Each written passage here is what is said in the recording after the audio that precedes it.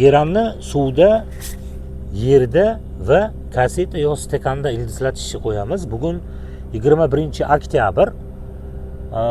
Davom etyapmiz qalamcha qilishda. Bu kesib olganimiz, bu tuprog'i suvnikini alohida ko'rsataman. Yerga prosta shunchaki tiqib qo'yganlarimiz ham bor. Nimaga tiqqanimizni ham uni ko'rsatib o'tib ketaman. Shunaqangi holatda qilib kesib olganmiz. Har xil sort, har xil geran bo'lgani uchun shunaqangi kichkinalarni ham ildizlatamiz. Nimjongina, kichkinagina, lekin ildizlatamiz. Sortiga qarab o'sadi. Menda sort ko'p buni.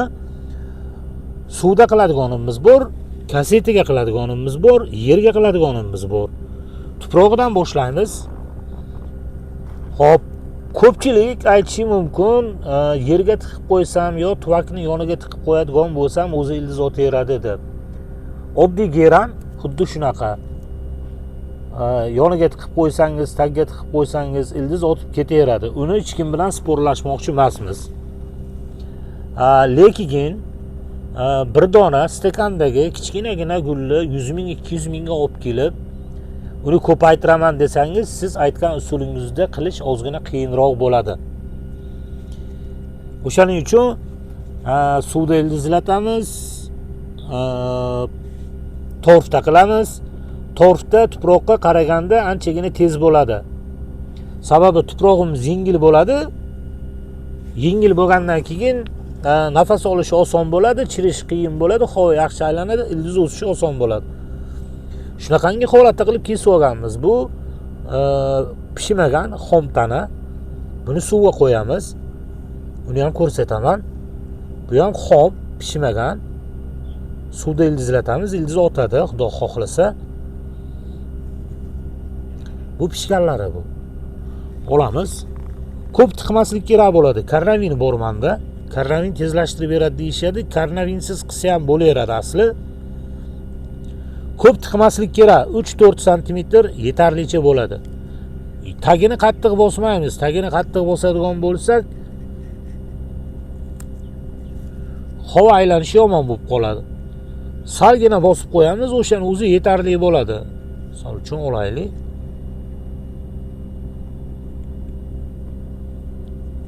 Tagini yonini ozginagina bosib qo'yamiz. Shu kasetani to'ldirib olsam, xudo xohlasa suvdagini ko'rsataman.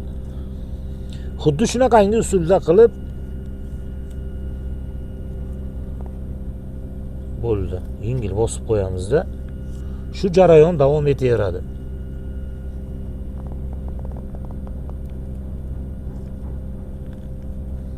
Ko'pchilikda qilinadigan xato, ko'pchilikda chirib ketishi noto'g'ri sabablarini aytaman. Noto'g'ri qalamcha tanlash. Pishmagan xom shoxini tanlash. Birinchisi. Ikkinchisi, eng asosiysi suvni ko'p quyish bo'ladi. Olamizda. Suvni ko'p quyiladigan bo'lsa ham chirib ketadi. Tuproqda nam ko'payib ketadi. Kesyapganda dezinfeksiya qilish kerak qaychini. Bu suvda ildiz otyapganlar. Yo bo'lmasa suvga qo'yganimiz desa ham bo'laveradi.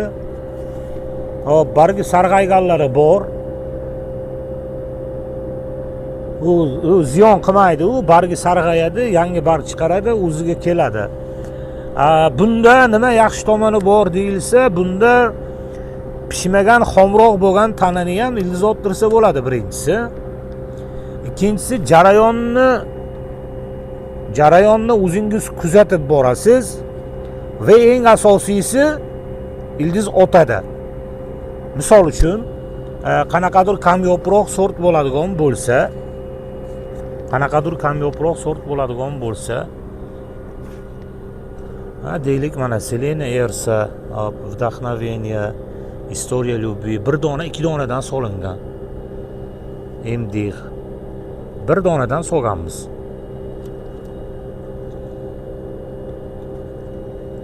Ko'p soladigan bo'lsangiz, misol uchun 3-4 talab solinadigan bo'lsa, bittasi chirib ketadigan bo'lsa, qolganini ham chiritib yuboradi.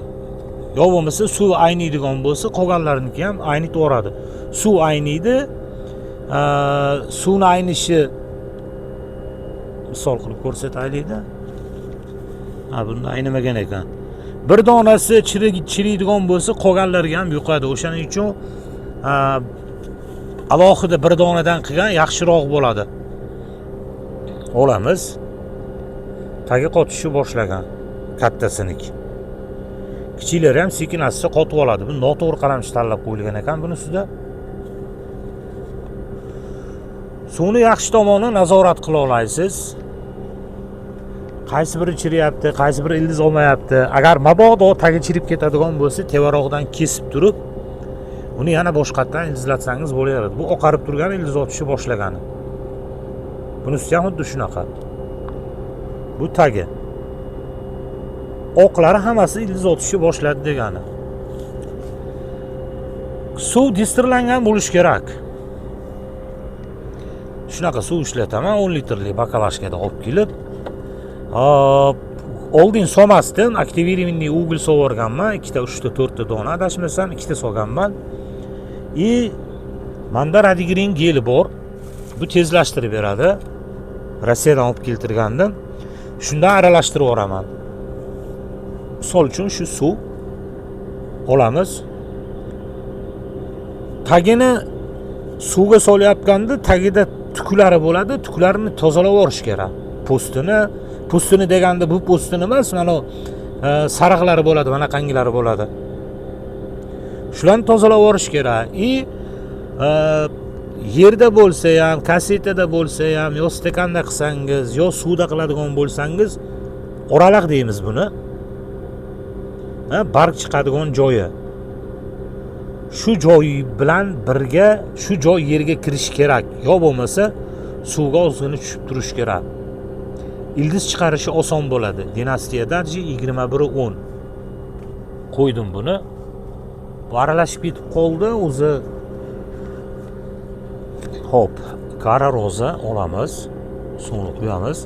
Tagiga nimaga salfetka solamiz? Ko'ringan bo'lsa, juda ko'plarida salfetkasi bor. Gul kichkina. Agar stekanni ichiga to'la tushib qoladigan bo'lsa, havo aylanmaydi-da, achib ketib qoladi. Tanasi suvga tushib turadigan bo'lsa ham achib ketib qoladi kichkinaligining hisobiga.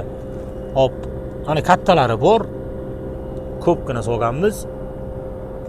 Bunda tana yo'g'on, pishgan, ingichka emas. Shuning uchun qo'rqmasdan buni suvga botirib qo'yganmiz. Suv sarg'ayib ketgan, bu strashniy joyi yo'q. Oqarib ildiz otishni boshlagani. Oqarib turganlari hammasi ildiz chiqarishni boshladi degani. Buning natijasini ham qo'yamiz. Salfetkani solishdan maqsad shu. Stekanni ko'tarish birinchisi, eng asosiysi bu kichkina ingichka shoxlarimiz suvga tushib turmasligi kerak. Tagi tekib tursa, o'shani o'zi yetarli bo'ladi. Suvni quydik. Qora roza deb yozib qo'ygan ekanman. Mana misol uchun bunisi ham kichkina. Hozir qo'yadigan bo'lsam suvga bo'g'ingacha borib qoladi. Shuning uchun bunga ham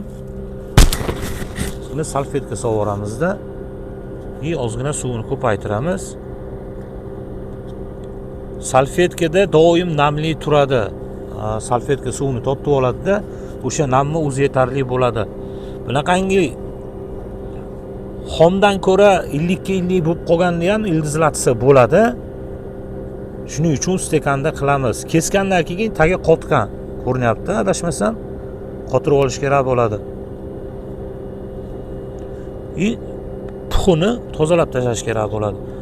5 ta 10 ta solishimiz sababi menda joy yetmaydi. 5 ta 6 ta 7 talab solganmizda biz joyimiz yetmaydi agar bitta 2 tadan qiladigan bo'lsak. Bo'ldi. Xuddi shu ko'rinishda olib qo'yamiz. Endi buni temperaturasi qanaqangi bo'lishi kerak deyilsa, agar harorat 15 gradusdan past bo'ladigan bo'lsa,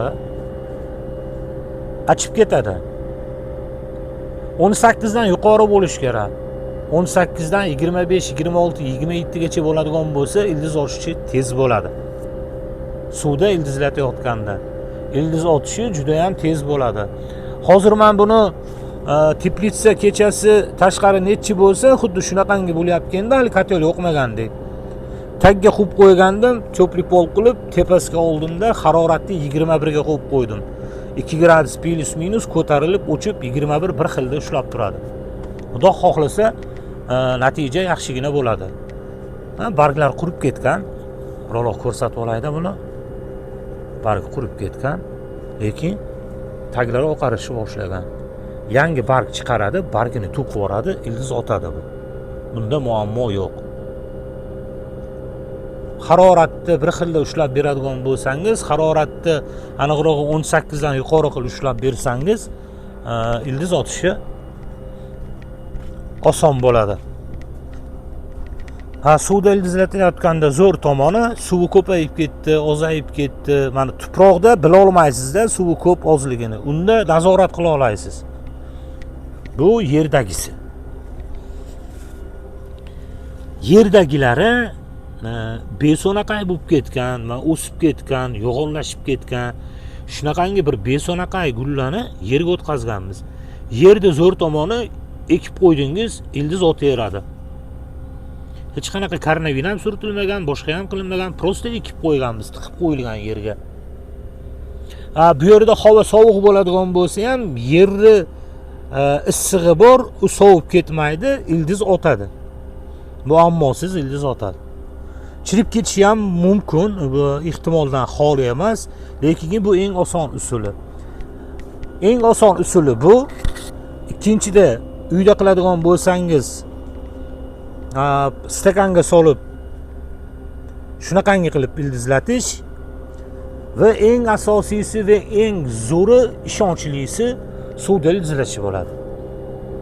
Kimga qanaqa bilmadim. Manda gerallana sortlari zo'r bo'lgani uchun, zo'r deyiladimi, nima deyiladi? Yaxshi sortlari ko'p bo'lgani uchun yo'qotib qo'ymaslikka suvda ildizlatyapman. Buni ishi ko'p bo'ladi. Kasetadan sirazi tuvakka olasiz. Bunda ildizlagandan keyin stakandan keyin tuvakka olishingiz kerak. Bunda ish ko'payadi, lekin poteriya kam bo'ladi. Shuning uchun shunaqangi qilib ildizlatyapmiz. Kamyoproq bo'lib qolgan, aniqroq kamroq bo'lgan sortlarini. Bo'ldi. Xo'p, yil 12 oy ildizlatsa bo'ladi. Hamma gulli, umuman hamma gulli, qizig'i yo'q u, archa bo'ladimi, u boshqasi bo'ladimi, gortenziya bo'ladimi, yil 12 oy ildizlatsa bo'ladi.